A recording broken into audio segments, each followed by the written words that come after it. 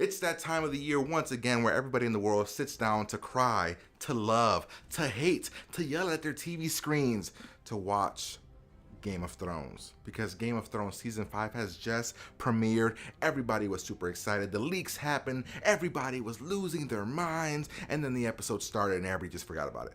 They all started spoiling everything on the internet like everybody out there knows and loves they do. So the first episode of season 5 of Game of Thrones was called The Wars to Come, which I guess is predicting something really, really bad in the future. But was the episode really, really good? Yes. Was the episode the best thing you've ever seen? No. So sure, the season 5 premiere of Game of Thrones was not the greatest thing in the world. But that's okay. We don't need Game of Thrones to be the greatest thing in the world because we know what it builds up to. And let's just be honest, I mean, every episode they've done is just so amazing that you can't really exceed many times. I mean, that still does not mean that the episode was not really good. The episode was still really good, and a lot of things did happen in this episode. For the first time in a pretty long time, we got a chance to really visit almost every single character in Game of Thrones. The only person that I believe got left out was Arya Stark. We didn't really get anything with her, but we got to see what was happening with Tyrion. We got to see what was happening with Daenerys, aka Khaleesi. We got to see what was happening with the amazing Lannisters. And even Sansa and Littlefinger got something to do in this episode. So the episode starts off with two females walking through the forest, and we don't really know who the hell they are. We kind of get a sense of who they are because of the fact that one of them is really snarky and blonde. And we all know of a snarky blonde person in royalty.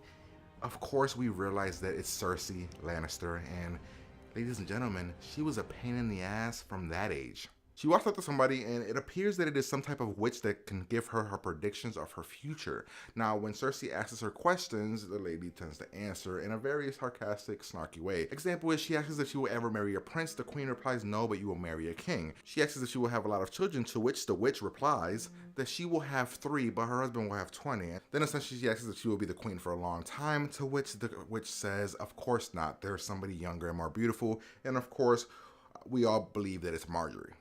Which essentially lets us know that why Cersei hates Marjorie, because this witch predicted a long time ago that she was going to hate this girl. Once that's all said and done, we get to present day and we see, of course, Tywin Lannister's funeral. I think I'm pronouncing names right. I hope I am. I might pronounce names wrong, but who the hell cares? We're at the funeral, and Jaime and Cersei are talking. They're exchanging words. Cersei blames her for her father's death, and things go down. Nothing really spectacular. A lot of conversation and things of what's going to happen. Next, we head over to, we see a glimpse of one of Khaleesi's warriors going into a brothel, and everything looks good, and we're wondering why he's going into the brothel, because man, in that word you have no balls. Literally, no balls. Essentially what's happening is this man's going to the brothel because he was taken into slavery at a young age, so he just needs comfort from a woman. When this all seems nice and happy, of course this is Game of Thrones, and things happen and the guy gets his throat slit. Game of Thrones, never disappoint. Just when you think you're happy. Finally get a glimpse of Khaleesi, and we get to see what's happening with her, and she is kind of ruling, but she wants to be the queen and wants to rule, and we get to see that dilemma. And essentially what we're getting here is that she can't be the mother of dragons anymore because she can't control one of the dragons. The one that's a badass, that's all black, he's awesome. He ran away. We don't know where he's at. But if you guys remember from last season, she tied up 2 dragons, and we don't know how those dragons are going to react. When she goes to visit them, and they're a little pissed. They're like, Mom, we didn't do anything wrong.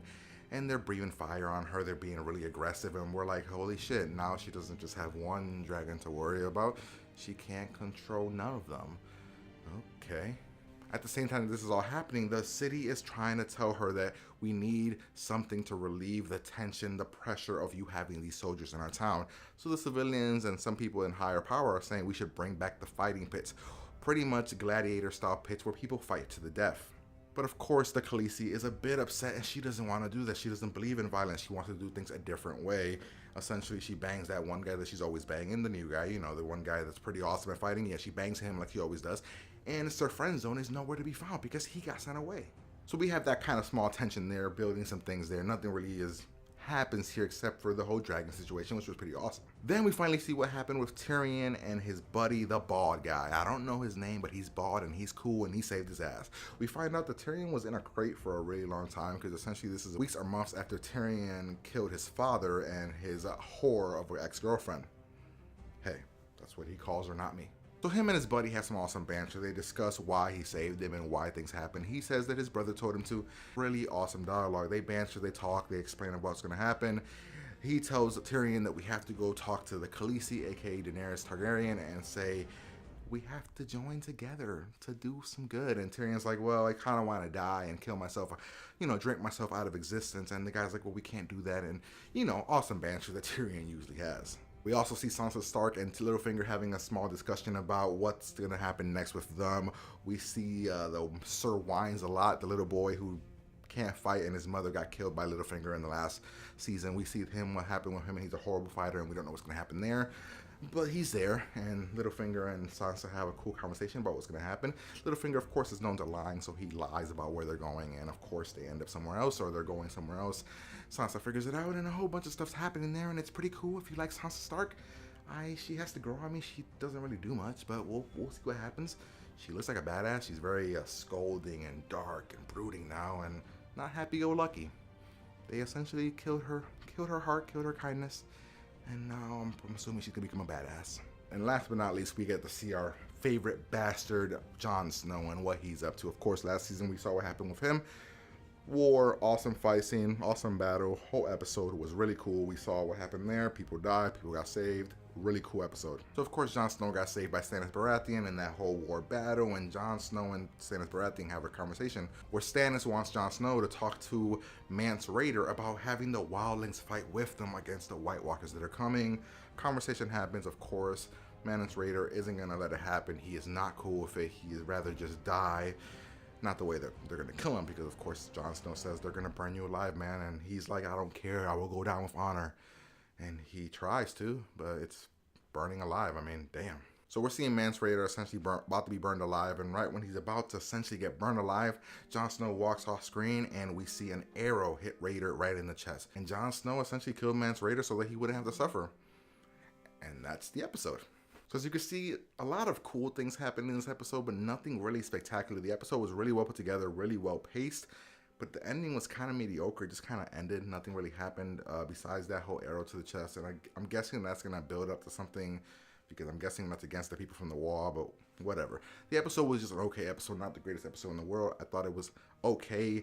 Probably the least of my favorite first episodes of any season of the Game of Thrones. I mean, most of their first episodes of the seasons are really awesome. This one was just kind of mediocre. Nothing really spectacular happened. We just kind of got to figure out where everybody was, but nothing spectacular took place. We got essentially an episode that felt like it could have been something mid-episode or mid-season episode. Nothing spectacular besides finding out what everybody else is doing. I'm thinking this next episode is going to be the one that's going to just woo. But of course we don't know, because this is the first season that they're going off book, taking stories from things that have been written that they haven't used, or things that haven't even been written yet by George R.R. Martin, putting them however they want. I've even read things that they're going to be taking stories that belong to other characters and putting them on other characters. This is a risky season, but so far it's a decent start. Not the greatest start in the world, but I'm still really excited. I love Game of Thrones, and essentially I hope to keep doing these videos. Hopefully you guys enjoy this, and I'll talk to you guys later. Peace.